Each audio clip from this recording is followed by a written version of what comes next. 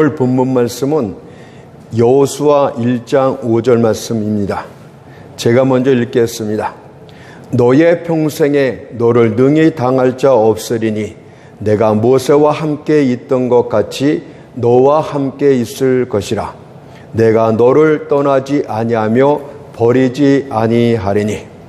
네, 오늘 본문 말씀을 통하여 내가 너를 떠나지 아니하며 버리지 아니하리라, 이런 제목으로 하나님의 말씀을 살펴보도록 하겠습니다. 내가 너를 떠나지 아니하며 버리지 아니하리라. 내가 너를 떠나지 아니하며 버리지 아니하리라는 말씀은 모든 위로의 원천이 됩니다. 능치 못할 일이 전혀 없으신 하나님이 우리를 떠나지도 아니하며 버리지도 아니하시는데 과연 무엇이 두렵고 무엇이 불가능하단 말입니까? 따라서 고난의 때에 이 말씀을 지렛대로 삼으십시오. 그리하면 감당치 못한 시련들이 하나도 없을 줄로 믿습니다. 또한 이 말씀을 마라의 쓴물 가운데 던지십시오. 그리하면 쓴물이 단물로 바뀌는 역사가 있게 될 줄 믿습니다. 우리가 고통 중에 있을 때에 사람들은 우리를 버리거나 떠나게 됩니다. 하지만 하나님은 결코 우리를 떠나거나 버리지 않습니다. 먼저 우리가 가난 가운데 빠졌을 때를 생각해 봅시다. 사람들은 여러분의 검은 양복이 새 것일 때는 친구로 여깁니다. 하지만 그 옷이 더러운 갈색으로 변하게 되면 눈길을 돌리게 됩니다. 그들은 일주일에 한 번씩 식탁 아래 다리를 맞대고 앉아 서로 호의를 나눌 때에는 친구로 여깁니다. 하지만 여러분이 그들 진문을 두드리며 내가 궁핍하니 나를 도와달라고 하면 그때부터는 친구로 여기지 않습니다. 여러분의 황금이 사라지게 되면 그들의 가면적인 우정도 사라지고 맙니다. 여러분의 거주지가 고급 주택에서 오두막집으로 바뀌게 되면 그들이 영원히 지속키로 약속했던 우정도 사라지고 맙니다. 하지만 하나님께서는 여러분이 가난과 궁핍 가운데 빠졌을 때에도 여러분을 떠나거나 버리지 않습니다. 여러분이 아무리 비천한 처지에 놓여있다 할지라도 내가 너를 떠나지 아니하며 버리지 아니하리라는 하나님의 격려의 말씀은 항상 끝까지 서 있게 됩니다. 지금 여러분의 식탁은 빈약해졌습니다. 그리고 통과해야 될 험악한 해협들은 여러분을 두렵게 만듭니다. 그러자 친구들은 모른 체 하며 가을 낙엽처럼 여러분 곁을 떠나갔습니다. 하지만 하나님께서는 내가 너를 떠나지 아니하며 버리지 아니하라는 변함없이 말씀을 하십니다. 다른 모든 손들이 굽혀 있을 때에도 하나님의 손은 사랑과 친절과 자비 중에 여러분을 구원 기회에 힘껏 뻗어 주십니다. 두 번째로는 쓸모없는 존재로 전락했을 때도 마찬가지입니다. 여러분이 유용한 존재였을 땐 그토록 칭찬했던 사람들이 더 이상 자기들에게 유익을 못하는 존재로 전락하게 되면 매몰차게 내팽겨 칩니다. 마치 닳아서 더 이상 못 쓰게 된 쓰레기처럼 여러분을 던져버립니다. 여러분으로부터 무언가를 얻을 수 있는 동안에는 여러분을 버리지 않습니다. 하지만 여러분이 병들어 쇠약해져 침대에서 일어나지 못한 상황 가운데 이르게 되면, 또한 사고로 인하여 불구자가 되면, 또는 경쟁사에서 패배하여 더 이상 인생의 대행진에서 함께 발맞춰 갈 수 없게 되면 나폴레옹 군사들처럼 내버려지게 됩니다. 지친 군사들이 대열에서 낙오되어 쓰러지자 수천의 군사들이 그들 위를 짓밟고 행군해 나갔으며, 그나마 자비심이 좀 있는 군사들은 그들 곁으로 비켜 지나갔습니다. 하지만 멈추어서서 쓰러진 군사를 돌봐주거나 주의를 기울여주는 사는 하나도 없었습니다. 그러나 주님께서는 쓸모없는 존재가 된 여러분들 향해서 내가 결코 너희를 떠나지 아니하며 버리지 아니하리라고 말씀하고 계십니다. 비록 여러분이 늙어서 한마디의 말로도 하나님을 섬길 수 없게 되었다 할지라도, 비록 병들어 가족들에게 짐만 되는 존재가 되었다 할지라도 하나님의 영원하신 사랑은 사라지지 않습니다. 다른 사람들은 여러 가지 이유로 여러분을 버립니다. 하지만 주님은 이랑 내가 너를 떠나지 아니하며 버리지 아니하라고 말씀하고 계십니다. 그리고 만일 주께서 여러분의 우편에 계신다면 여러분은 떠나버린 모든 친구들의 등 뒤를 볼 수 있는 여유까지 갖게 될 줄 믿습니다. 세 번째는 죄를 범했을 때도 마찬가지입니다. 설령 여러분이 주를 배반하는 끔찍한 죄를 저질렀다 할지라도 주님은 여러분을 떠나거나 버리지 않습니다. 사실 우리들은 베드로와 똑같은 존재 아닙니까? 베드로는 주님과 다른 제자들 앞에서 마태복음 26장 33절의 말씀처럼 다 주를 버릴지라도 나는 언제든지 버리지 않겠나이다 라며 혼장담했던 자였습니다. 그리고 여러분들 또한 나는 어떤 경우에든 주를 버릴 만큼 나쁜 자가 아닙니다. 자신 있게 말했습니다. 그러나 사람의 마음을 어찌할 수 있단 말입니까? 베드로는 불리한 상황에 처하게 되자 조금의 망설임도 없이 마태복음 26장 74절의 말씀처럼 내가 그 사람을 알지 못하노라며 3번씩이나 주님을 부인하게 됩니다. 그리고 다구는 소리를 들었을 때 그는 다굴기 전에 네가 나를 3번이나 부인하리라는 주님의 말씀이 기억나 밖에 나가 심히 통곡하며 울었다고 합니다. 그렇다면 주님께서는 베드로가 주님을 모른다고 부인했기 때문에 그를 버렸습니까? 결코 그렇지 않았습니다. 주님께서는 십자가에서 고난받아 죽으시고 3일 만에 부활하신 후에 이런 베드로를 다시 찾아오십니다. 그리고 요한복음 21장 16절의 말씀처럼 요한의 아들 시몬아 네가 나를 사랑하느냐면 질문을 통해서 그의 믿음을 다시 회복해 주었습니다. 진실로 주님께서는 베드로를 떠나지도 아니하고 버리지도 아니했습니다. 그렇다면 여러분의 경우도 마찬가지인 줄 믿습니다. 이전에 여러분은 어떤 위험이나 어떤 시련에 빠지게 되었을 때 주님을 모른다는 행동을 취했습니다. 물론 입술로는 그런 말을 하지 않았지만 여러분들의 행동이 그렇게 했습니다. 또한 두려움 때문에 불이익을 당할까봐 사람들 가운데서 자신이 그리스도인이라는 것을 숨기면서 그렇게 행동을 했습니다. 이때 만일 하나님의 공의가 여러분들을 다뤘다면 내가 나를 부인했으니 나도 너를 내쳐버리라는 천둥 소리가 들렸을 줄 믿습니다. 하지만 여러분은 은혜 안에 있는 예수를 믿는 자이기 때문에 내가 너를 떠나지 아니하며 버리지 아니하리라는 은혜의 말씀이 여러분들의 피난처가 됩니다.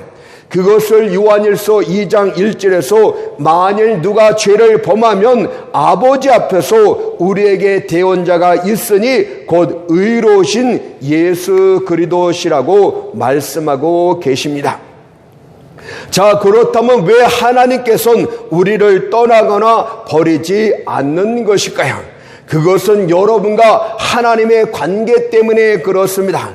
첫 번째는 어떤 관계입니까? 하나님이 여러분의 아버지가 되시기 때문에 결단코 버리거나 떠나지 않습니다. 비록 여러분이 악한 자랄지라도 자식을 죽게 그냥 내버려 두지는 않을 것입니다. 그런데 어떻게 거룩하신 하늘 아버지께서 여러분을 버리거나 떠날 수 있단 말입니까? 그래서 이사야 49장 15절에서 여인이 어찌 그 젖먹는 자식을 잊겠으며 자기 태에서 난 아들을 긍휼히 여기지 않겠느냐. 그들은 혹시 잊을지라도 나는 너를 잊지 아니할 것이라고 말씀하지 않았습니까? 하늘 아버지가 진정 여러분들의 아버지가 되십니까? 그분은 결단코 여러분들의 삶 가운데서 여러분을 버리거나 떠나지 않습니다. 두 번째 관계는 그리스도가 여러분들의 신랑이기 때문에 여러분을 버리거나 떠나지 않습니다. 여러분이 악한 자랄지라도 남편 된 위치에서 아내를 자기 몸같이 소중히 여길 줄 압니다. 그런데 어떻게 그리스도께서 자신의 피로 산 신부된 여러분들을 내쳐버릴 수 있단 말입니까? 그래서 에베소서 5장 25절엔 이렇게 말씀합니다. 남편들아 아내 사랑하기를 그리스도께서 교회를 사랑하시고 위하여 자신을 주신같이 하라고 말씀하고 계십니다. 우리는 이런 두 가지 관계를 통해서 하나님이 우리를 버리거나 떠나는 일은 결단코 없다는 것을 기억해야 될 줄 믿습니다. 이 같은 사실은 구약의 야곱을 통해서도 알 수 있습니다. 야곱은 성도들의 모형 아닙니까? 지렁이 같은 야곱을 하나님이 버리지 않았던 것은 그가 하나님의 선택받은 자녀였기 때문입니다.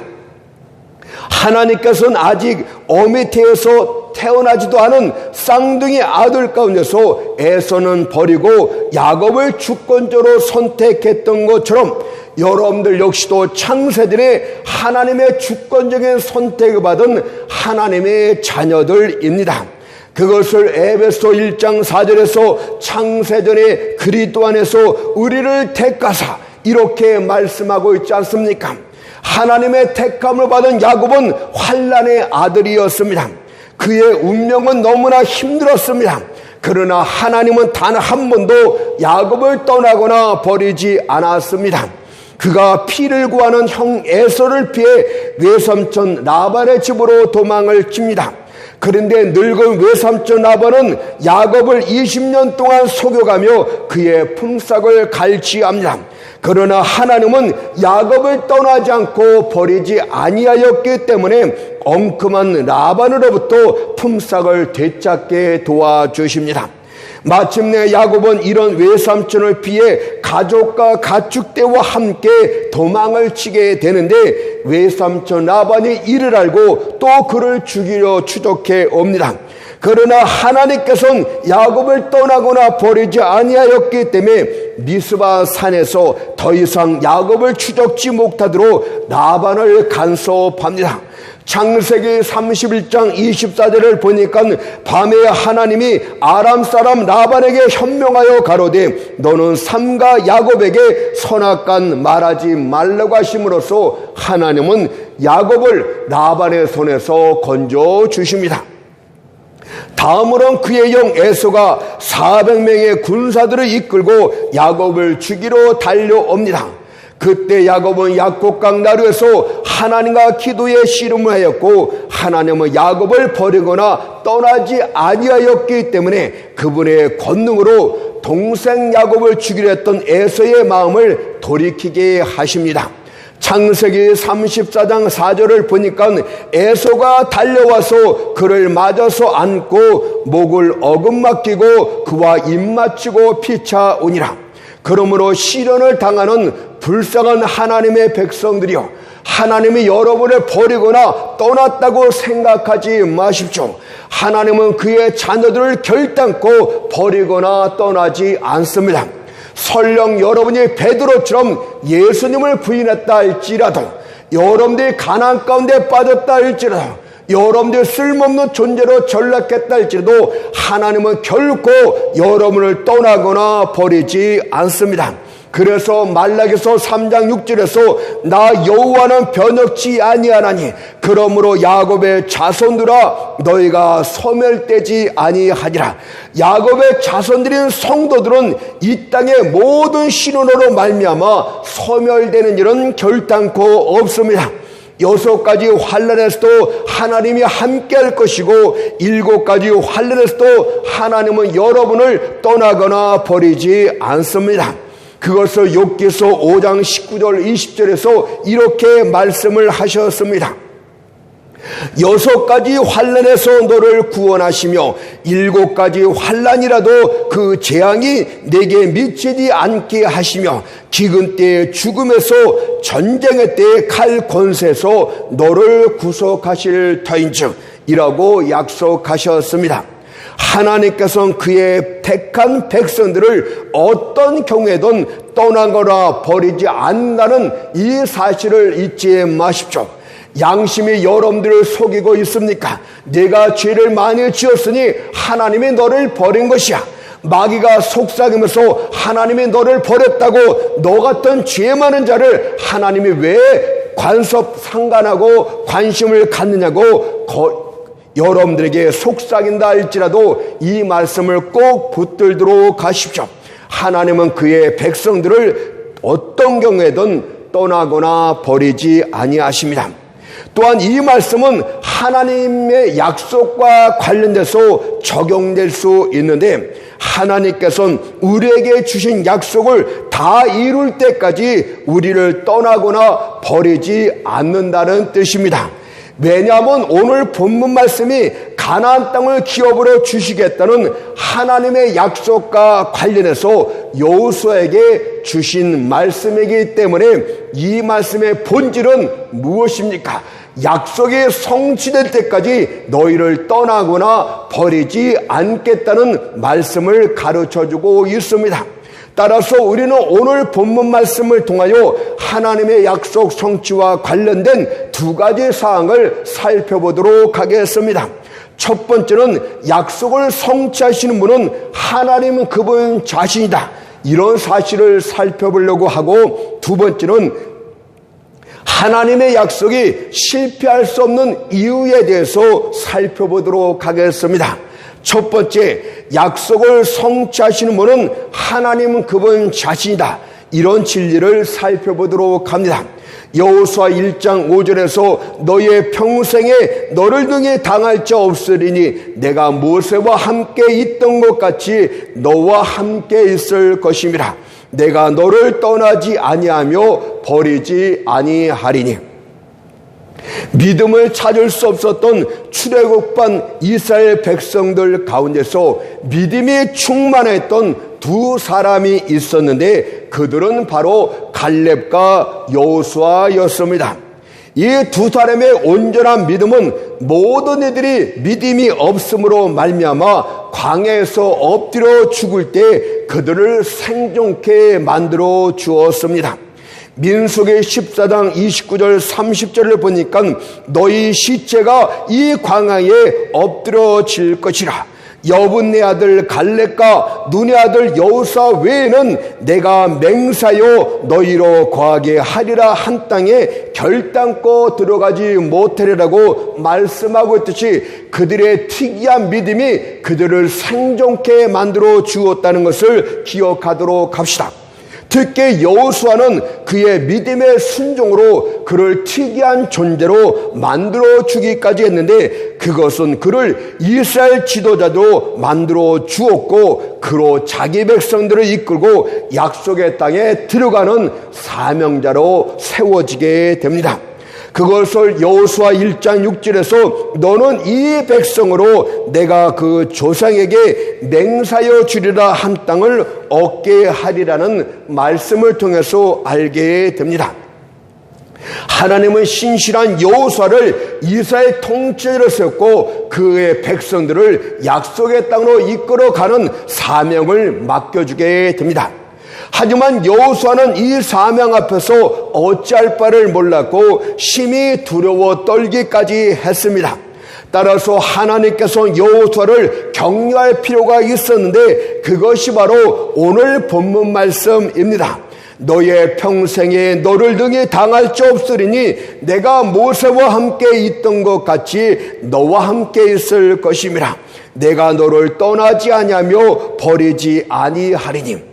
사실 하나님의 약속이란 바꿔 생각하면 하나님이 맡겨준 사명이 됩니다.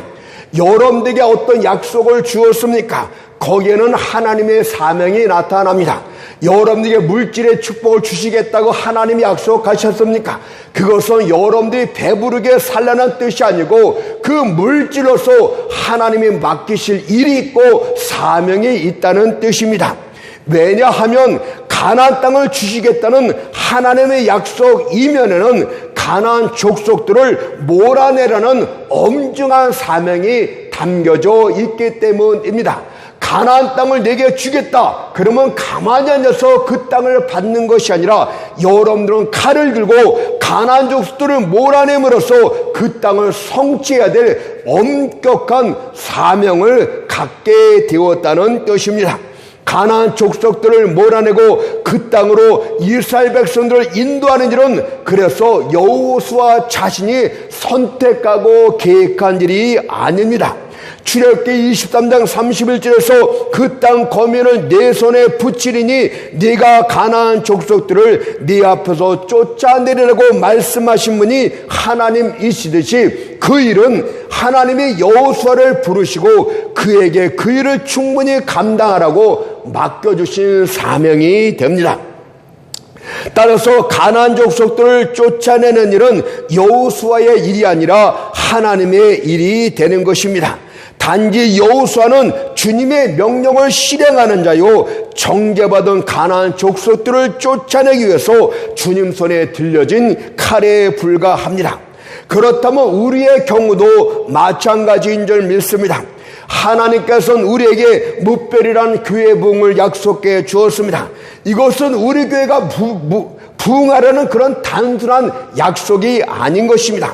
이 약속을 주었다는 것은 사명을 주었다는 뜻이에요. 무별처럼 많은 영혼들을 주께로 이끌어야 될 사명을 우리에게 주었다는 뜻입니다.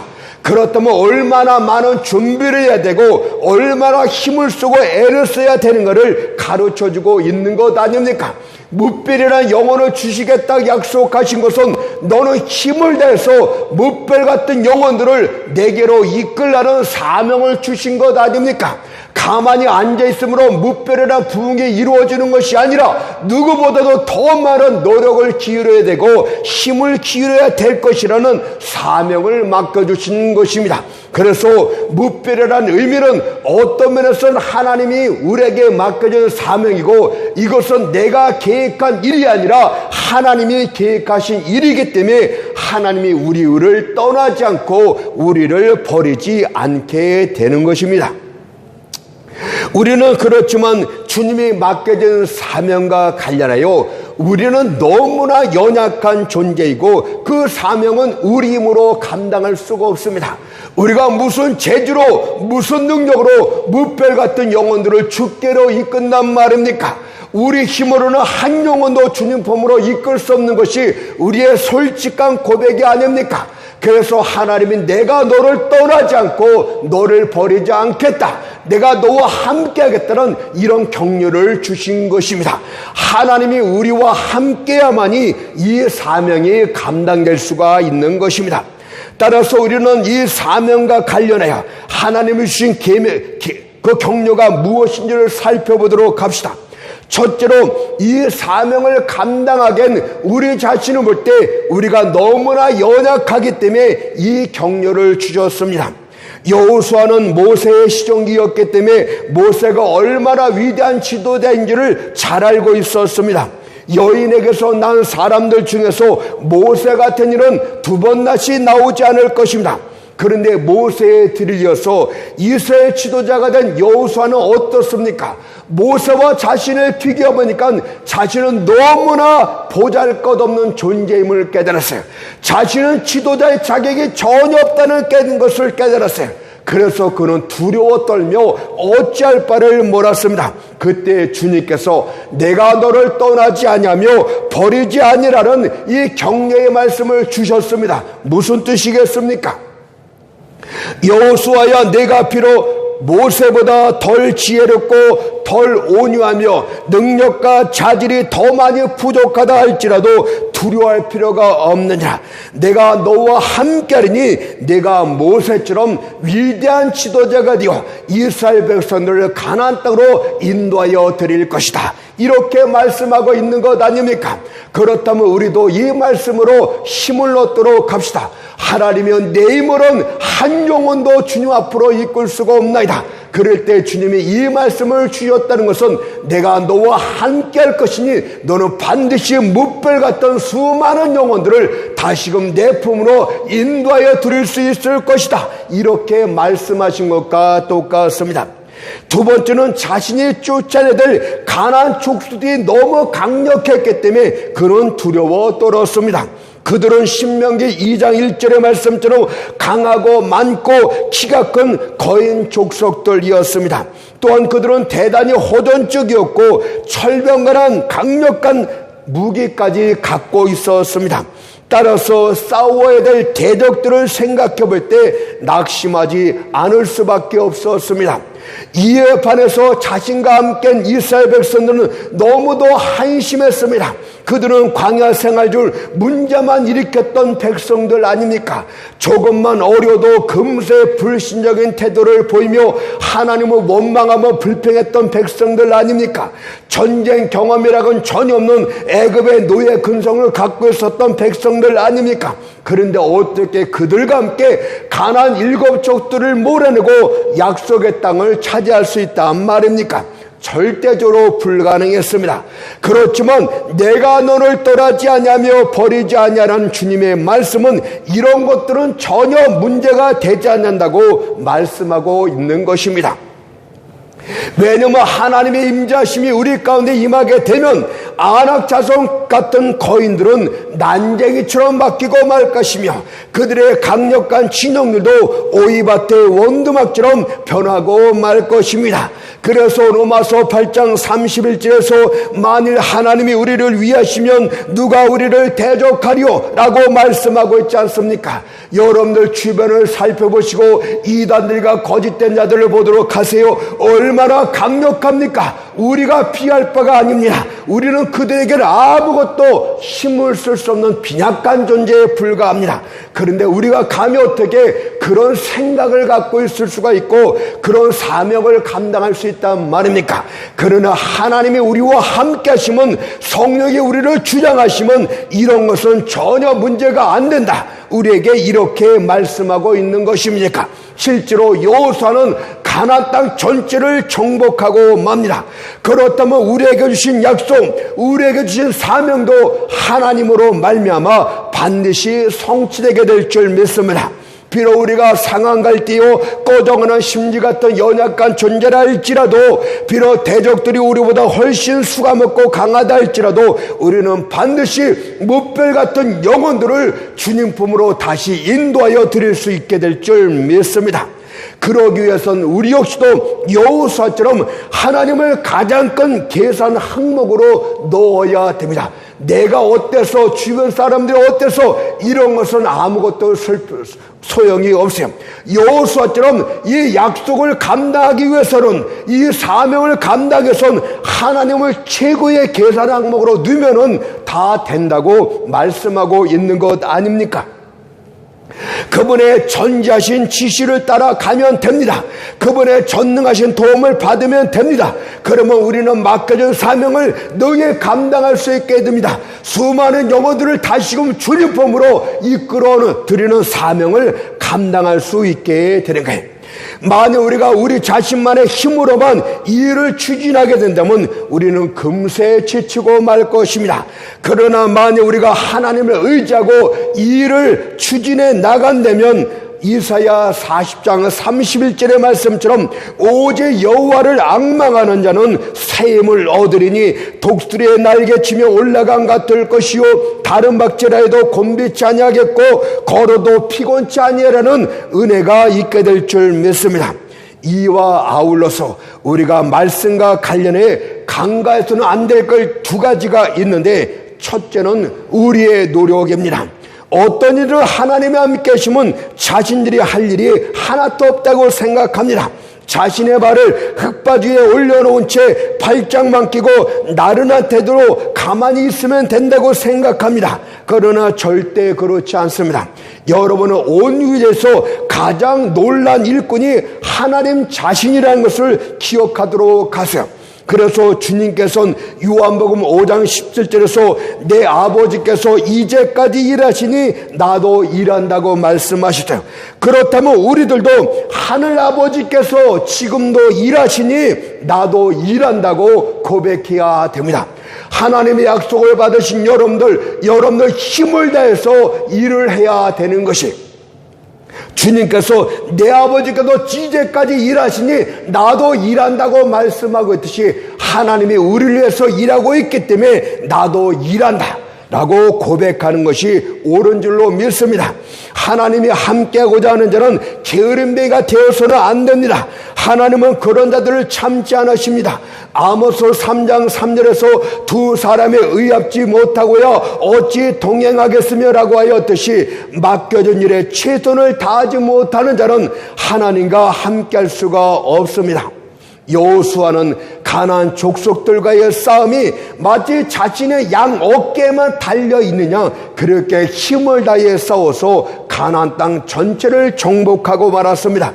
때문에 내가 너를 떠나지 아니하며 버리지 아니하리라, 이 말씀은 게으른 자에게 주시는 위로가 아니라 최선을 다해 맡겨진 일을 감당하는 자에게 주시는 말씀인 줄 믿습니다. 따라서 우리는 무별이란 약속의 사명을 이루기 위해서 온 마음과 뜻과 생명을 이 일에 쏟아 부어야 되는 것이 마땅한 줄 믿습니다. 둘째는 고난입니다. 하나님이 함께 하신다고 해서 고난이 없다고 생각은 하지 마십시오. 만약 여러분이 하나님의 계명과 규례를 어기게 되면 고난이 닥쳐오게 됩니다. 여호수아가 왜 작은 성 아이성 전투에서 패배를 합니까? 하나님이 함께 하심에도 불구하고 왜 이스라엘 백성들이 끔찍한 패배를 당하고 맙니까? 그것은 그들이 하나님의 규례를 어겼기 때문입니다. 그들은 여리고성 전투에서의 전리품 중 일부를 훔쳤기 때문에 싸움에서 패배하고 맙니다. 하나님이 그것을 모두 하나님께 돌리라고 이야기했는데 그들이 훔치고 말았어요. 여호수아 7장 4절 5절을 보세요. 백성 중 3,000명쯤 그리로 올라갔다가 아이 사람 앞에서 도망하니 아이 사람이 그들의 36인쯤 죽이고 성문 앞에서 스바림까지 쫓아와서 내려가는 비탈에서 쳤으므로 백성의 마음이 녹아 물같이 된지라. 따라서 우리는 하나님의 맡겨진 사명을 감당하는 과정 중에 절대로 하나님의 규례를 어기거나 범죄해서는 안 됩니다. 하나님의 뜻에 위반되는 일을 해서는 이 사명을 감당할 수가 없어요. 여러분들, 죄는 우리를 실패하게 만들고 하나님의 도우심을 사라지게 맙니다. 따라서 우리는 사명 감당하는 데 있어서 하나님만을 고려하도록 합시다. 그리고 간과해서는 안 될 두 가지 사항, 우리의 최선의 노력과 하나님의 규례를 잘 지켜가면서 이 일을 충실해야 된다는 사실을 기억해야 될 줄 믿습니다. 두 번째는 하나님의 약속이 실패할 수 없는 이유에 대해서 잠깐 말씀을 드리겠습니다. 하나님 안에서의 우리들의 수고는 결코 헛되지 않습니다.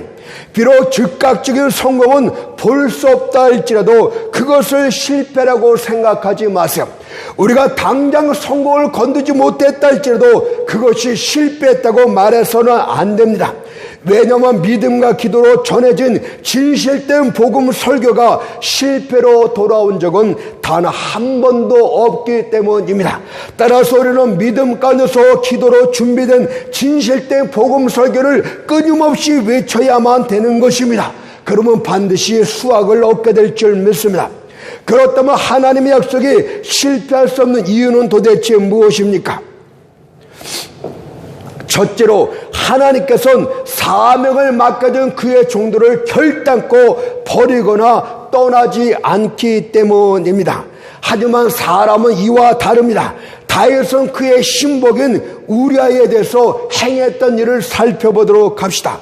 그는 우리아의 아내 밧세바와 간음죄를 저지른 후 그 죄를 숨기기 위해서 고의로 우리아를 전쟁터 최전방에 보나 보내 암몬 족속들의 손에 죽게 만들었습니다.